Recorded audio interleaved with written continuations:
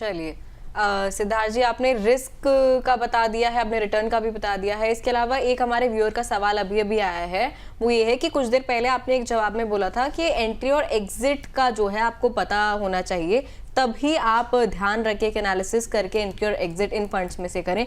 तो हमारे व्यूअर पूछ रहे हैं रितेश कि इसका एनालिसिस जो है एंट्री का और एग्जिट का, ये किया कैसे जाए?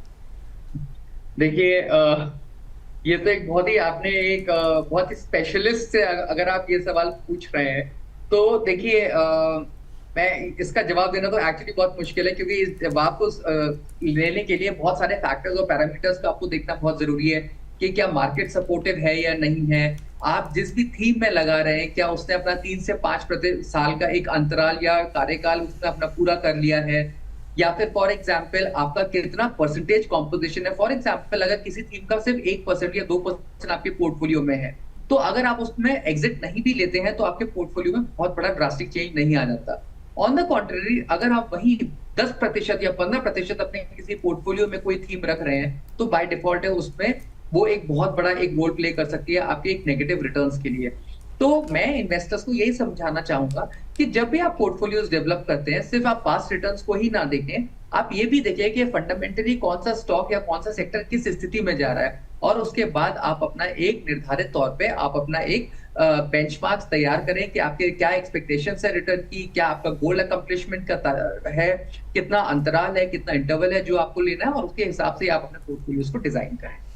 ठीक है सिद्धार्थ जी, एक सवाल यहाँ पर ये भी है कि ऐसे में क्योंकि बहुत सारे निवेशक होते हैं, उनके मन में दुविधा होती है, क्योंकि कहा जाता है कि भाई आप परसेंटेज भी, एक्सपोजर भी कम रखिए, तो उनके मन में सवाल होता है कि भाई एसआईपी कर दिया जाए या फिर हम लोग एक लमसम पैसा डाल दें, अगर कम ही डालना है तो लमसम ही डाल दिया जाए।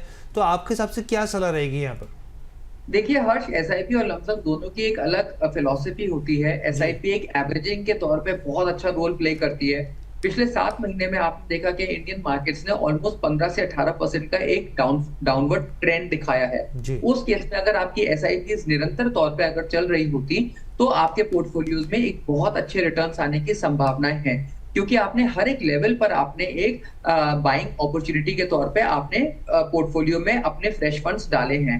ऑन द कॉन्ट्ररी, अगर आप एक लमसम निवेश करते हैं उसमें, क्योंकि लमसम निवेश की प्रॉब्लम ये होती है कि उसमें टाइम आउट करना बहुत मुश्किल हो जाता है। उस केस में अगर आपने लेट्स से आपने एसआईपीज नहीं लगाई है और आपने हायर लेवल पे, लेट्स से 80,000 के लेवल पर, सेंसेक्स के लेवल पर अगर आपने एंट्री करी है, बाय डिफॉल्ट है आपके रिटर्न्स वैसे नहीं आएंगे जैसे एसआईपीज के फॉर्म में आ रहे हैं। तो एसआईपीज और लमसम दोनों का जो एक कॉम्बिनेशन है वो एक बहुत डेडली कॉम्बिनेशन है, जहां इन्वेस्टर्स देख सकता है कि ऐसा करके वो अपने रिटर्न पोर्टफोलियोज के अंदर काफी अच्छे रिटर्न जनरेट कर सकता है।